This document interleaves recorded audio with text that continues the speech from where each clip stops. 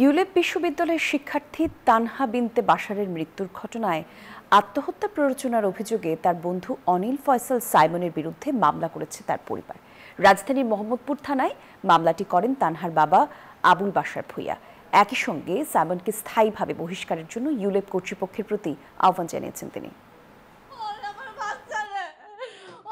৩ November বিকেলে রাজধানীর মোহাম্মদপুরের একটি বাসা থেকে তানহা বিনতে বাশারের ঝুলন্ত মরদেহ উদ্ধার করে মোহাম্মদপুর থানা পুলিশ।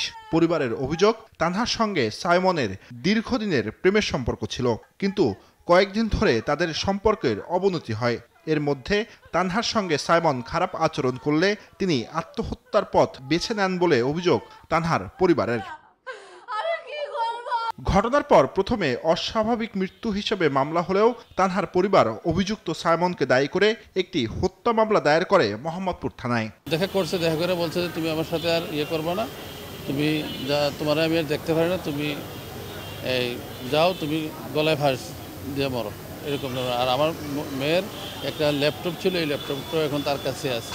আমি এটার একটা সুষ্ঠু বিচার, একটা সুষ্ঠু তদন্ত চাই। চাচ্ছিল যে তানার থেকে মুক্তি চাইতে, বা তুই যা কর, তুই মনে যাই হোক, আমাকে মুক্তি দে, আমি আর নাই, এই কথা বলে তাকে মানসিকভাবে বা শারীরিকভাবে অনেক নির্যাতন করেছে। পুলিশ বলছে সাইমনের বিরুদ্ধে প্রাথমিকভাবে আত্মহত্যার প্ররোচনার সত্যতা পেয়েছে।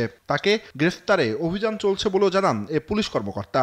আমরা আমাদের ওই সোশ্যাল মিডিয়া এবং হোয়াটসঅ্যাপ, টেলিগ্রাম সহ বিভিন্ন যে সাইট আছে সেখানে যেসব কনভারসেশন এবং তার সহপাঠীদের যে স্টেটমেন্ট, সেখান থেকে আমরা জানতে পেরেছি তাদের মধ্যে প্রেমের সম্পর্ক ছিল এবং সম্পর্কটা একটা তিক্ততার পর্যায়ে চলে যায়। এই ঘটনার সঙ্গে আরও কেউ সম্পৃক্ত আছে কিনা সে বিষয়ে অনুসন্ধান করছে পুলিশ। জুবায়ের সানি, নিউজ 24, ঢাকা।